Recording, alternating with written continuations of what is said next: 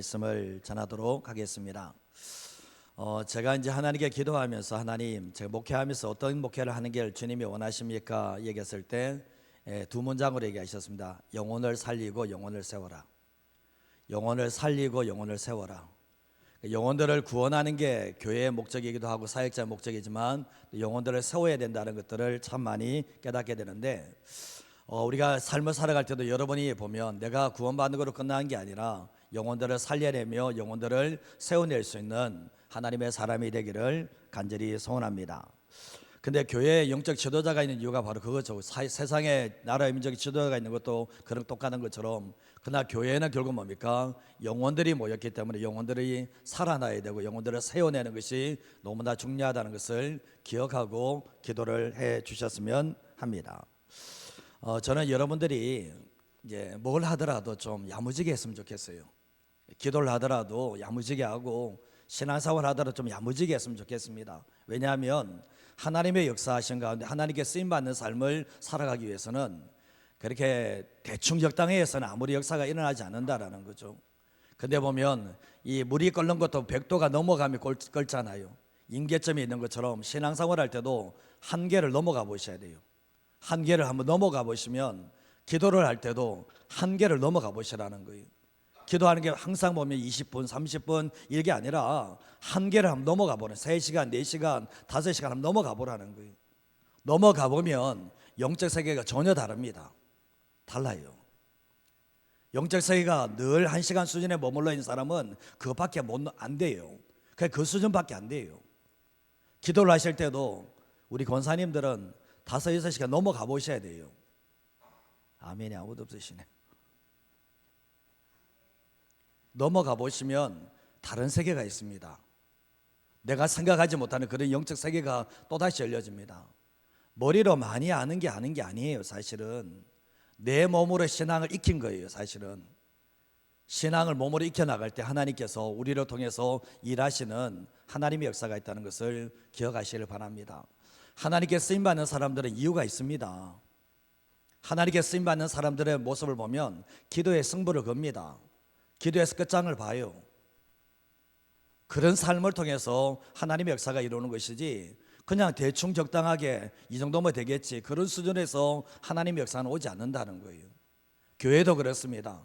교회도 결국 뭡니까? 하나님 앞에서 얼마나 몸부림치는가를 통해서 하나님의 역사가 온다는 것을 기억하셨으면 합니다. 저도 이 자리에서 최선 다하고요. 여러분 또 은혜 받고 난 뒤에 그냥 돌아가 버리시면 안 돼요.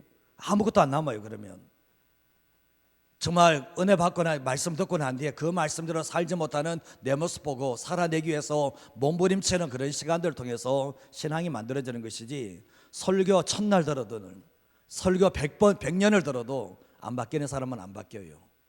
그러나 뭡니까? 하나님의 말씀을 듣고 그 말씀대로 살아보려고 성령님의 도우심을 요청하며 나아갈 때 하나님의 일하심이 있다는 것을 잊어버리지 마시기를 간절히 소원합니다.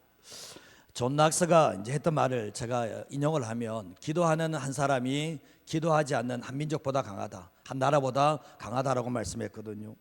이거는 기도의 중요성에 대해서 말씀을 하는 것도 있지만, 하나님만 의지하고 신뢰하는 한 사람이 얼마나 강한지에 대해서, 그 사람을 통해서 얼마나 일하시는지에 대해서 말씀을 하고 있습니다. 성경은 한 사람을 통해서 나라가 바뀌고 한 사람을 통해서 역사가 바뀌는 그런 하나님의 통로로 쓰임받는 사람들이 많이 나옵니다. 근데 그런 신앙인이 만들어지기까지는 얼마나 오랜 세월이 걸릴까? 하나님께서 요셉 한 사람 만들어내기 위해서 13년의 세월을 투자하셨고, 모세 한 사람 만들기 위해서 80년을 투자하셔서 한 사람을 만들어냈습니다. 지도자를 한 사람을 만들어냈다는 것을 알게 되잖아요. 근데 우리가 하나님만 의지하고 헌신하는 한 사람이 나오기까지는 오랜 시간이 걸리지만, 그러나 그 사람을 통해서 하나님이 일하시는 것은 엄청나다는 것을 말씀을 통해서 보게 됩니다. 하나님의 역사하심이 나를 통해서 나타난다. 내 삶 속에 내가 머무는 곳에서 하나님의 이름이 존귀함을 받고 하나님의 살아계심이 드러난다는 것은 오랜 연단과 훈련을 통해서 하나님의 사람이 될 때 나타나는 특징이라는 것을 알게 됩니다. 우리가 기도를 통해서 나를 다루시는 하나님, 기도를 통해서 내 욕심을 빼내시고 나의 야망을 빼내시는 하나님, 그리고 또 기도를 통해서 나를 향한 하나님의 기대, 그리고 하나님 아버지의 마음을 붙잡고 부여안고 하나님 앞에서 통곡하며 공동체와 나라 민족을 위해서 헌신하는 삶을 살아가는 그 사람을 지금부터 찾으신다는 것을 알게 되는데, 나는 아니겠지, 나는 그럴 수 없어, 그 말을 하는 순간부터는 그 사람에게는 희망은 없습니다. 내가 그 말하는 순간부터 하나님은 내 삶에 역사는 하지 않습니다.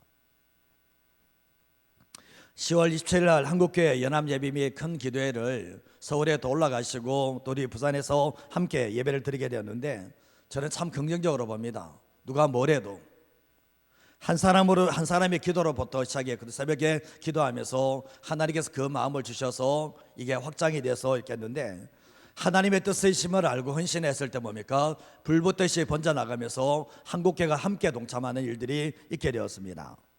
근데 하나님의 은혜의 역사가 없으면 그런 역사가 일어나지 않습니다. 우리가 보면 지금 우리 부산에 있는 사람 성도들 다 모이라 그러면 모일 것 같습니까? 잘 안 모입니다, 솔직하게. 그러나 뭡니까? 하나님의 뜻이 맞고 이것을 위해서 목숨을 걸었을 때 한국교회가 100만이 넘는 한국교회가 한자리에 모이는 하나님의 놀라운 역사가 일어나게 되었던 거죠. 오늘 이 에스더 말씀을 보시면 하나님이 없는 세상, 하나님을 인정하지 않는 세상 속에서 하나님과 함께 살아가는 사람을 통해서 역사하시는데, 위기 속에서 모든 사람이 하나님을 찾게 만들었던 것도 하나님 앞에 헌신된 사람을 통해서 이루어졌다는 것을 알게 되는 거예요. 1967년도에 이스라엘과 아랍연합군의 사이에 전쟁이 있었습니다. 6일 만에 전쟁이 끝났다고 해서 6일 전쟁이라고 말하는데, 당시 이스라엘 백성들은 아랍연합군의 인구의 40분의 1에 불과했습니다. 40분의 1에 불과했는데 누가 이스라엘 백성들이 이길 거라고 생각한 나라가 없었습니다. 이스라엘이 질 수밖에 없다고 생각을 했는데, 그러나 전쟁은 이스라엘의 이 승리로 끝이 나게 되었거든요. 근데 전쟁이 일어났을 때 외국에서 공부를 하고 있던 이스라엘 유학생들이 전쟁이 일어났다는 소식을 듣고 지체 없이 짐을 싸서 고국의 전쟁에 참여를 하게 됩니다. 그러나 이제 연합군에 있던 이 아랍 연합에 있었던 이 유학생들은 어떻게 했나 보면 전쟁이 일어나자마자 자기 몸을 숨기기에 바빴던 거예요. 이 전쟁에 참여하지 않으려고, 전쟁에서 목숨 잃어버리지 않으려고, 어떻게든지 나라에 돌아가지 않으려고 하게 되었던 거죠. 무엇을 뜻하는지 아시겠습니까? 정말 이 결과를 통해서 결국 뭡니까? 나라가 없는 개인은 없습니다. 나라가 없는 개인은 없는데, 나라가 있기에 자기들도 있기 때문에 전쟁에 참여했던 이스라엘 군대가 이기는 역사가 일어나게 되었던 거예요. 그 자세와 태도가 전혀 다르다는 것을 알게 되는 거죠. 제가 과거에 이제 시골에서 신앙생활을 하게 되었는데, 제가 중학교 때입니다. 무슨 일인지 모르지만 어른들이 의견의 충돌로 인해서 교회가 두 개로 분열됐습니다. 정말 거리가 100m밖에 안 되는데 100m 사이에 하나의 교회가 분열돼서 하나가 더 만들어지게 되었는데, 근데 하나님의 계획이 있었는지 나름대로 두 교회가 열심히 전도함으로 말미암아 두 교회가 다 부흥하는 일들이 일어나게 되었습니다. 근데 나중에 이제 두 개의 교회가 또 하나로 합쳐지게 되었는데, 이제 교회 지도자들이 함께 모여서 서로 교회의 유익을 내려놓고 진정으로 하나님의 뜻이 무엇이고 이 지역을 위하는 것이 무엇인지를 기도하면서 하나의 교회를 다시 합치도록 하게 되었던 거예요. 그게 가장 좋은 선택이었다고 저는 보게 되는데, 결국 뭡니까? 선배들의 그 선택이 후배들에게 좋은 영향력을 미치는 일들이 일어나게 되었습니다. 사단의 역사의 특징은 뭐냐 보면, 사단의 역사는 공동체와 나라와 민족 이게 아니라 자기 유익만을 취하도록 만듭니다. 사단의 역사가 그렇습니다. 그렇기 때문에 공동체에 어려움을 주는 케이스가 상당히 많거든요. 가룟 유다가 그렇지 않습니까? 가룟 유다가 예수님 사랑하고 공동체를 위해서 했다면 그 행동 안 하겠죠. 그러나 사단은 뭡니까? 너 혼자만 잘 살면 돼. 예수님 죽어든 상관없고 제자를 어떻게든 상관없고 너만 잘 살면 돼. 이게 사단의 전략이었다는 것을 알게 되잖아요. 그런데 하나님께서 사용하시는 사람들의 특징이 뭐냐 보면, 공동체를 위해서 개인을 희생할 줄 아는 사람들을 하나님은 사용하신다는 것을 알게 돼요. 어제 말씀을 봤지만 결국 하만이 정말 자기가 만들어놨던 그 나무 장대에 자기가 매달리게 되잖아요. 자업자득이잖아요. 그러나 세상 권력이 일장 춘몽과 같다는 것을 보여주고 있는데 한순간에 끝이 나게 됩니다. 영원한 권력은 없다는 것을 말씀하고 있죠. 이게 하나님의 역사이시고 그 역사에 쓰임받은 인물이 바로 모르드게였고 에스더였다는 것을 말씀을 통해서 보게 됩니다. 그러나 개인적인 영광은 다 취하게 되는 모습을 보게 되는데, 자, 오늘 말씀을 첫 문제로 하시는 게 뭔가 같이 한번 읽어보겠습니다. 신앙은 개인의 유익과 영광을 넘어서야 합니다. 신앙이라는 것은 나만 잘 되면 돼, 내게 유익만 있으면 돼, 내 노후만 준비되어 있으면 돼, 나의 영광만 취하면 돼, 이게 신앙의 모습이 아니라는 것이죠. 성경 말씀에 마태복음 25장 말씀에 보면 세 가지 비유가 나오거든요. 첫 번째가 열처녀 비유, 두 번째가 달란트 비유, 세 번째가 양과 염소의 비유가 이 세 가지가 나옵니다. 근데 이 첫 번째 열처녀의 비유에서는 뭘 이야기하고 있습니까? 신랑이 오는 것을 준비함으로 깨어있어라. 등과 기름을 준비해서 신랑이 새벽에 온다 할지라도 준비하고 깨어있으라고 말씀을 하고 계시거든요. 언제 올지 모르니까 정말 24시간 영적으로 깨어있으라는 그 말씀을 하고 계시고, 달란트 비유는 뭘 얘기하고 있습니까? 주인이 맡겨놓은, 내 것 아니고 주인이 너에게 맡겨놓고 부탁한 그 달란트를 가지고 청지기 같이 충성해야 된다. 그래서 주인의 기쁨이 되어야 된다는 것을 말하는 게 이 달란트 비유겠죠.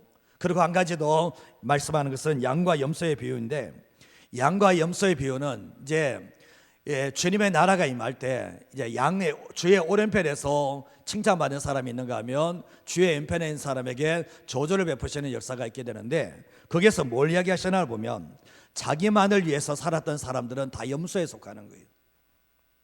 염소. 그나 뭡니까? 거기에서 보면 이제 오른편에서 창세로부터 하나님의 복을 정말 취하라고 했던 그 사람에게 주님이 이런 말씀하셨습니다. 너희가 내가 배고플 때 먹을 것을 줬고, 내가 감옥에 있을 때 너가 찾아와서 위로했고, 내가 헐벗었을 때 네가 도와줬고 얘기했을 때, 이 사람들이 하는 말이 우리가 언제 예수님께 그런 일을 했습니까? 얘기했을 때 우리는 한 적이 없습니다, 예수님께. 그러니까 예수님이 하셨던 말씀이 뭡니까? 지극히 작은 자에게 한 것이 곧 내게 한 거다, 그런 말씀을 하시거든요. 자기만을 위해 살아가는 사람들은 결국은 주님 앞에서 책망을 당하게 되지만, 결국 뭡니까? 하나님의 나라를 위해서 소외되고 힘든 영혼들을 섬기는 삶을 살아가는 것, 그것 예수님께 한 것이라고 분명히 말씀을 하고 있는 거예요. 그래서 우리는 이 마지막 시대에 내가 영적으로 깨어 있어야 된다, 그리고 내게 맡겨진 청지기 사명을 잘 감당해야 된다, 그게 끝이 아니에요. 그게 끝이 아니고 뭡니까? 날 위해 살아가는 게 아니라 세상 속에 소외되고 힘든 영혼들에게 섬겨주는 삶을 통해서 예수님을 드러내는 삶이 바로 그리스도의 삶이라는 것을 기억하셔야 됩니다. 고린도전서 10장 33절 말씀에도 보면 같이 한번 읽어볼까요? 나와 같이 모든 일에 모든 사람을 기쁘게 하여 자신의 유익을 구하지 아니하고 많은 사람의 유익을 구하여 그들로 구원을 받게 하라. 사도 바울이 고린도 교회에 부탁하는 게 뭐냐 보면, 나와 같이 모든 일에 모든 사람을 기쁘게 하여 자신의 유익을 구하지 말고 많은 사람의 유익을 구하여서 그들로 구원을 받게 하라고 말씀을 하고 있죠. 신앙생활할 때 이렇게 해서 너밖에 모르는 자기의 유익만을 구하는 그거 사는 게 그게 아니라는 거예요. 먼저는 하나님께 영광이 되어야 된과 동시에 또한 많은 사람들에게 기쁨이 되고 구원하는 통로로 쓰임받는 삶이 바로 주님이 원하시는 삶이라는 것을 말씀하고 있는 거예요. 에스더 8장 1절과 2절 말씀에 보시면, 이제 그날 아수르 왕이 유다인의 대적 하만의 집을 누구에게 줍니까? 왕후 에스더에게 주게 됩니다. 에스더가 모르드게가 자기에게 어떻게 관계된 걸, 자신의 이 모르드게가 자신과 어떤 관계인지를 왕께 아뢰니까 모르드게가 왕 앞에 나오게 됩니다. 근데 왕이 하만에게서 이제 거뒀던 반지를 빼서 누구에게 줍니까? 모르드게에게 줍니다. 하만의 권세를 이제 모르드게에 주게 되죠.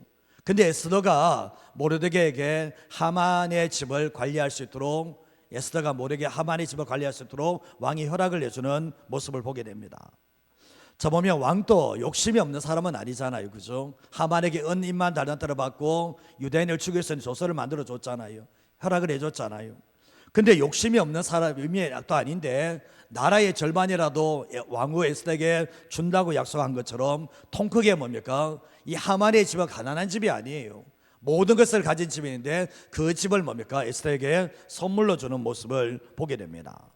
그리고 이 에스더가 왕에게 모르드게가 저기 대굴문 앞에 있는 모르드게가 자기와 어떤 관계인지를 어렸을 때부터 어떻게 살았고 정말 이 삼촌인 것을 정확하게 말씀을 해주게 되죠. 그때 그럼 뭡니까? 그 얘기를 듣고 나는데 모르드게에게 이 하만이 가졌던 그 반지를 끼워주는 역사가 있게 되었습니다. 이 정도면 된 거 아니에요? 이 정도면 된 거 아니에요? 내가 지금까지 헌신하고 충성한 대가 다 받았잖아요. 예수도도 받았고 모르게도 뭡니까? 받았잖아요. 다 받았잖아요. 사실은 이 정도 같으면 그들이 꿈꿨던 신앙 아닙니까? 이제 개인의 유익 다 취했습니다. 개인의 영광 다 받았습니다. 그러면 이제는 다 된 거 아닙니까? 만약 그들이 이것을 꿈꿨더라면 내가 주님의 나라를 위해 헌신하고 충성해서 내 집이 잘 되고 나와 관련된 사람이 잘 되는 것을 만약 꿈꾸었더라면 이 사람 또한 하나님 보실 때는 위대한 인물은 안 되는 거예요. 되돌아보시면 뭡니까? 처음부터 모르드게와 에스더는 자기 유익과 자기 목숨에는 연연하지 않았습니다. 거기에 관심을 두지 않았습니다. 만약에 내 영광과 내 유익을 위해서 만약에 삶을 살았더라면 모르드게가 하만에게 절하면 됩니다. 내가 말로 내가 죽기를 두려워하지 않고 왜 거기 무릎 꿇지 않았습니까? 내가 유익을 취하기 위해서 영광을 취해서 한 것은 아니었잖아요. 근데 만약에 하나님께서 자신의 영광과 유익을 위해서 훈련시키셔서 이 자리까지 올리신 겁니까? 아니잖아요. 하나님의 나라를 위해서 그의 몸된 공동체에서 연단과 훈련을 시켜서 너가 잘되고 너가 영광 얻은 것으로 끝나는 게 아니라 하나님의 영광과 공동체를 위해서 이렇게 훈련시키셨다는 것을 우리는 충분히 알 수가 있게 되는 거예요. 이 땅에서 잘되고 이 땅에서 영광을 누릴 것 같으면 천국 빨리 가시는 게 좋겠죠, 그죠? 그렇지 않습니까? 천국이 더 좋은데 우리가 생각을 되돌아보면 이 땅에서 유익 누리고 이 땅에서 영광 누릴 것이라면 빨리 천국 가시는 게 훨씬 낫습니다. 이 땅과 비교할 수는 없는 거예요.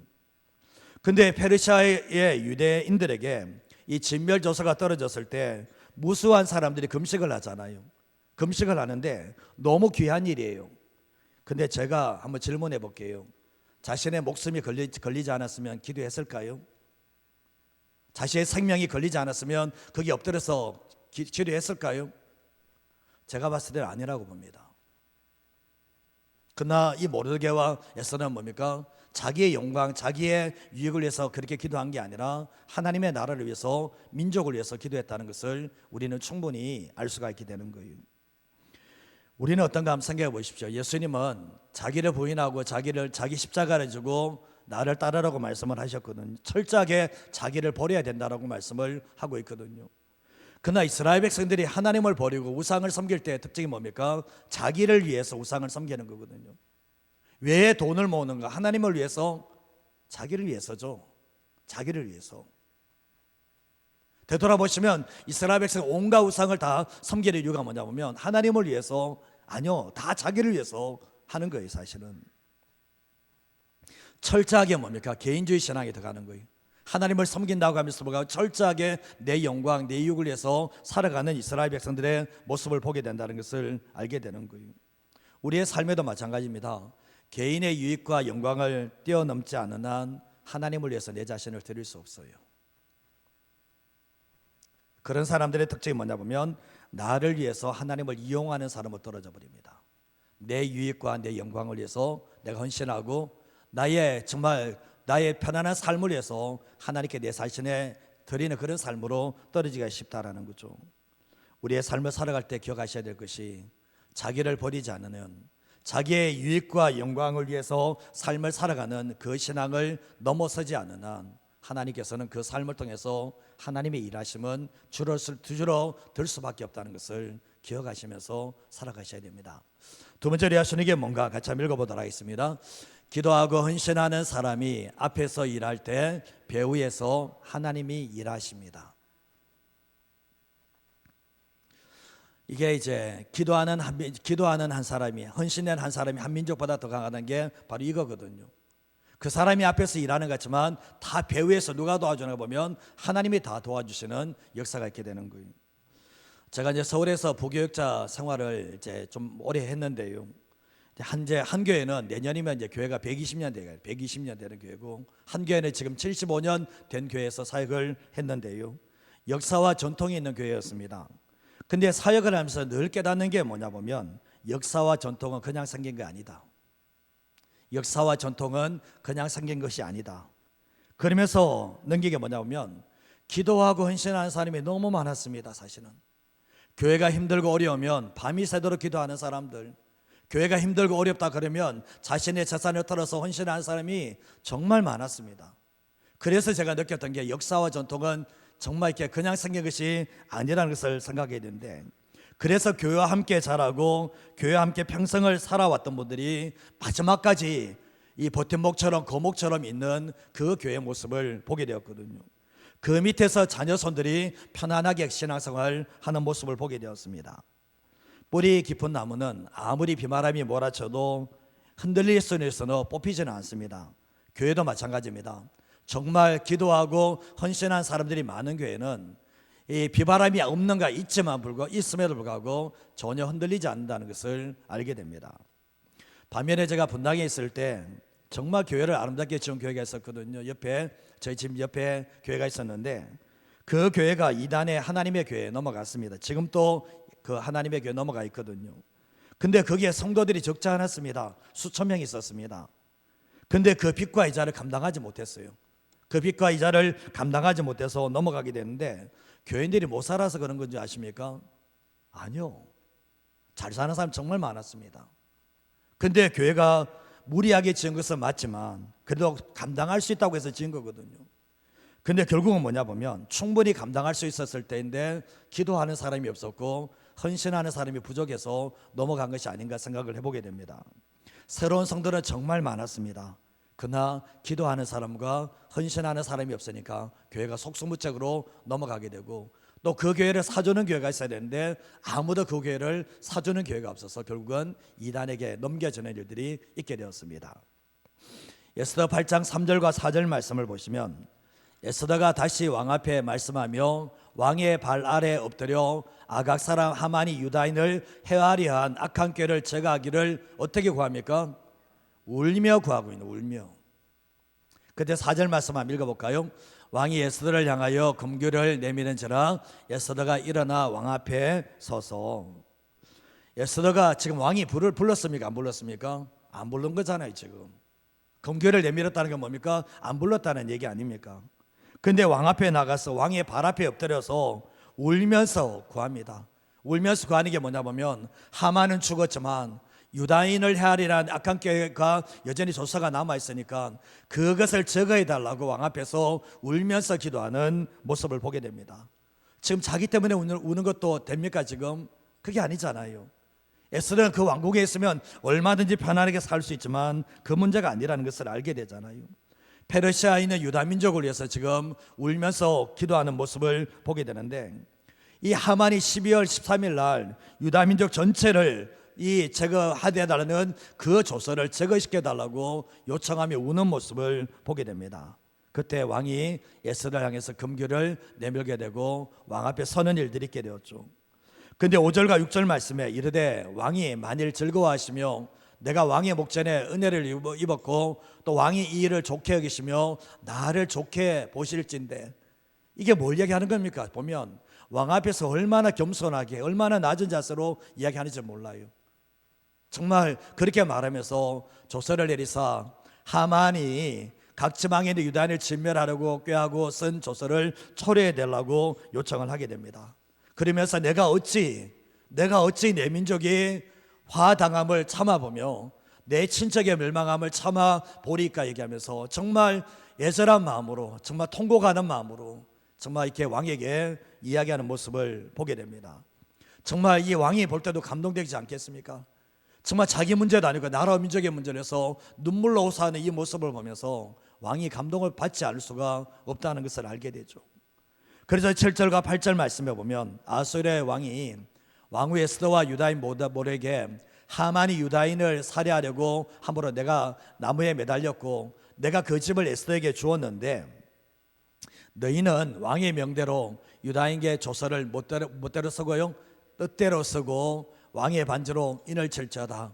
왕의 이름을 쓰고 왕의 반지로 인한 조서는 누구든지 처리할 수 없다고 얘기하면서 조서를 쓰게 하시되 왕의 명의로 유다인에게 줬을 때 너희 뜻대로 쓰라는 거예요. 내가 정말 원하는 대로 쓰라고 절대적인 신임을 하는 모습을 보게 됩니다. 그러고 난 뒤에 왕의 이름 쓰고 왕의 반지로 인친 조서는 누구나 철회할 수 없으니까 이렇게 하라고 명령하는 모습을 보게 되는 거예요. 그때 9절과 10절 말씀에 보면 그때 시완을 곧 3월 23일에 왕의 서기관이 소집되고 모르드게가 시키는 대로, 누가 시키는 대로요? 모르드게가 시키는 대로 조서를 씁니다. 왕이 아니에요. 절대 조서니까 모르드게가 시키는 대로 조서를 써 인도로부터 구세까지 127지방 유다인과 대신과 지방왕과 관원에게 전할세 각 지방의 문자와 각 민족의 언어와 유다인의 문자와 언어로 써서 조서를 보내게 됩니다. 근데 아수르의 왕의 명의로 쓰고 이제 왕의 번을 잊히고 역졸들에게 이제 붙여서 전하겠는데 이 역졸들은 정말 빠른 속도로 움직일 수 있는 왕궁에서 길러서 왕이 쓰는 준말을 타는 사람 통해서 급하게 갈 수 있도록 만들었다는 것을 알게 돼요. 근데 11절과 13절 말씀에 보면 조서에는 왕이 여러 고을에 있는 유다인에게 허락하여 그들이 함께 모여 스스로 생명을 보호하여 각 지방의 백성 중 세력을 가지고 그들을 치려하는 자들과 그들의 처자를 죽여라. 아말렉 사람을 죽이고 도륙하고 진멸하고 그 재산을 다 빼앗을 수 있도록 해주겠다. 그리고 12절 말씀에 넘어가면 아수르의 왕의 각 지방에서 아달을 곧 12월 13일 하루 동안에 이 일을 할 수 있도록 만들어줍니다. 그러면서 13절 말씀을 같이 한번 읽어보겠습니다. 이 조서 초본을 각 지방에 전하고 각 민족에게 반포하고 유다인들에게 준비하였다가 그날의 대적에게 원수를 갚게 한지라. 지난번에 조서에는 뭐가 있었습니까? 하만이 조서는 뭡니까? 12월 13일 날 유다인 사람 다 죽여버려라. 이게 조서였거든요. 근데 이것도 조서이기 때문에 이거 초래할 수 없는 거예요. 이 조서를 폐기하고 이 조서가 나가는 게 아니라 이 조서 두 개가 같이 가는 거예요. 근데 뭡니까? 이전에는 속수무책으로 유다인들이 당해야 됐지만 지금은 뭡니까? 남은 기간이 있잖아요. 그죠? 남은 기간이 이 기간 동안에 준비해서 너희들이 방어하고 너희들의 전력들을 준비해서 그날에 아말렉 사람을 다 죽여버려라. 그 명령이 떨어지게 됐던 거예요.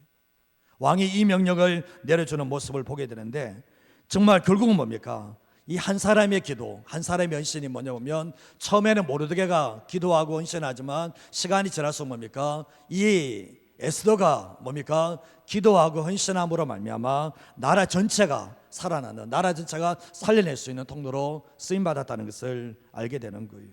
그거 뭡니까? 한 사람의 기도와 헌신이 한 사람의 기도와 헌신으로 끝난 게 아니라 결국 뭡니까? 정말 나라 공동체 전체를 살리는 통로가 됨과 동시에 되돌아보면 다음 세대들도 뭡니까? 이전 세대가 기도하고 헌신하지 않으면 다음 세대 다 죽습니다. 거기에 다 몰살당하거든요. 애들은 살아남을 수 없는 거예요.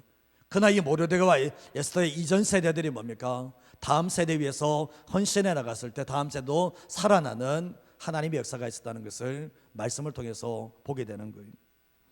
우리는 앞에서 보이는 것은 사람 같아 보여요. 사람이 앞에서 모든 것 계획하고 사람이 모든 것을 다 이렇게 해나가는 것 같아요. 그러나 뭡니까? 뒤에서 역사하시는 분 누굽니까? 하나님께서 이 역사를 일으킨다는 것을 알게 되는데 하나님께서 뭔가 부흥의 역사가 나타나고 뭔가 하나님의 새로운 역사가 났을 때는 반드시 앞에 하나님을 위해서 기도하고 헌신하는 사람이 있습니다. 그 사람을 세우세요. 그러나 하나님께서는 뭡니까? 그 한 사람을 통해서 뒤에서 하나님이 역사하고 있다는 것을 우리는 충분히 알 수가 있게 되는 거예요.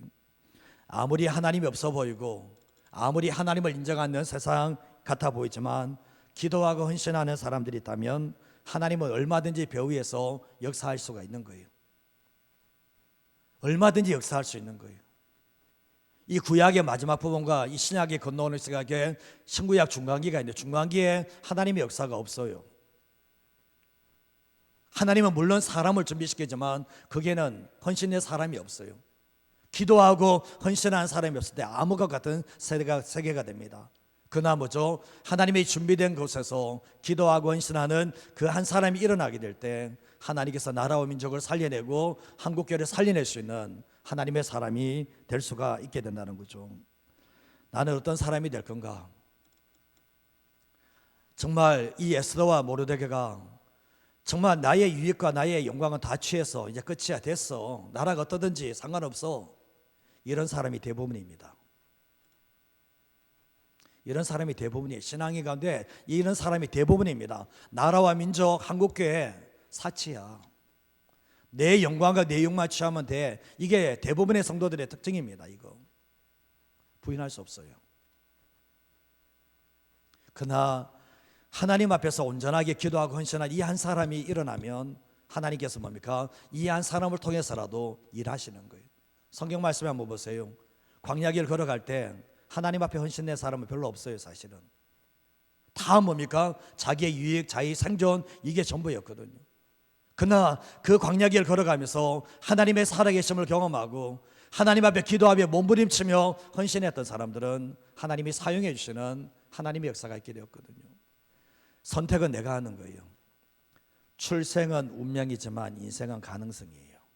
내가 하나님 앞에서 어떤 사람이 될 건가, 내가 어떤 사람으로 일어설 건가, 그거는 내 기도 속에 나오는 것이고, 내가 삶을 살아갈 때도 내 유익과 내 영광을 취하려고 하는 게 아니라 하나님의 나라와 그 그분의 의를 위해서, 공동체와 이 나라와 민족을 위해서 기도하고 헌신하겠다는 그런 마음을 가지고 일어설 때 하나님께서 우리의 인생 자체가 빛나게 하시는 은혜가 있다는 것을 기억하셨으면 합니다. 주님은 기다리세요. 주님은 아들을 줬는데 뭘 못 줘요? 다 줄 수 있거든요. 문제는 뭐냐 보면 네가 기도하지 않고 헌신하지 않기 때문에 나도 너를 통해서 일할 수 없다. 그 공식이거든요. 저는 우리 교회가 정말 이런 분들이 있어야 된다고 봐요. 어떻게든지 내 유익, 내 영광, 내가 편안하게 신앙생활 하면 되지, 그런 사람을 통해서 교회가 달라진 적은 없어요. 그런 분들은 교회가 문제가 터지면 교회 떠납니다. 내게 유익이 안 되니까, 내게 영광이 안 되니까.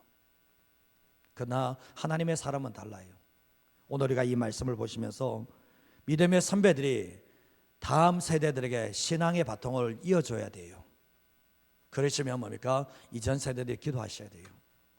이전 세대들이 목숨 걸고 헌신하셔야 됩니다. 그럴 때 다음 세대에 아름다운 한국교회를 물려주고 공동체를 물려주는 역사가 있을 거라 생각합니다. 오늘은 제가 6시 20분까지 교회 문을 저 앞에 닫을까 생각하다가 차마 그러지는 못하겠고, 어느 정도 기도를 하고 나가셔야죠. 사실은 기도 안 하고 성경 실컷 들고 나가지도 그거는 자기 신앙 안 됩니다. 기도하실 때도 보면 저도 그렇고 여러분도 그렇고 어쩌면 몸에 한계가 닿는 데까지는 기도하시고 헌신해 나갈 때 그게 결국 뭡니까? 아름다운 교회를 만들어냅니다. 이 에스더가 울잖아요. 자기 나라 민족을 위해서.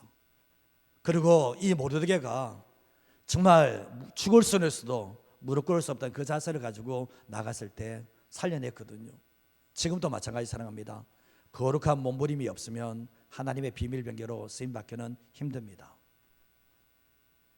거룩한 몸부림이 있는 사람들이 하나님께 쓰임받게 됩니다. 저는 이 시간 말씀을 전하면서 여러분에게 할 수 있는 건 다 했습니다. 여러분의 몫이에요. 여러분이 어떻게 하는가, 그거는 제가 어떻게 할 수 있는 영역이 아니에요. 저는 이 자리에서 기도하실 때도 정말 악을 쓰며 기도하는 사람이 좀 있었으면 좋겠어요. 진짜 불이 붙으면 악을 쓰게 돼 있어요. 그 정도는 되셔야 됩니다. 지금 대통령과 한번 나라 보시면 이런 모습을 보시고 한국교회를 보시면서 하나님 어떤 사람을 찾기를 원하시는가, 우리는 답이 나와 있습니다. 오늘도 기도하실 때도 정말 하나님 앞에서 내 마음을 토하시고 내 심정을 토하시고 하나님께 나아감으로 통해서 한 사람이 한 민족을 살려낼 수 있는데 정말 부족하지만 우리가 쓰임받을 수 있는 우리 모든 성도 되시기를 주님의 이름으로 축복합니다. 오늘 문을 밖에 한번 닫아볼까요? 왜냐하면 이럴 때는 우리가 집중하셔야 됩니다. 문 닫겠다는 얘기는 아니고요. 그러나 이런 헌신이 없는 한, 이런 기도가 없는 한 아무것도 10년, 20년, 30년, 1000년을 가도 안 달라집니다. 제가 말씀드리는 게 이겁니다.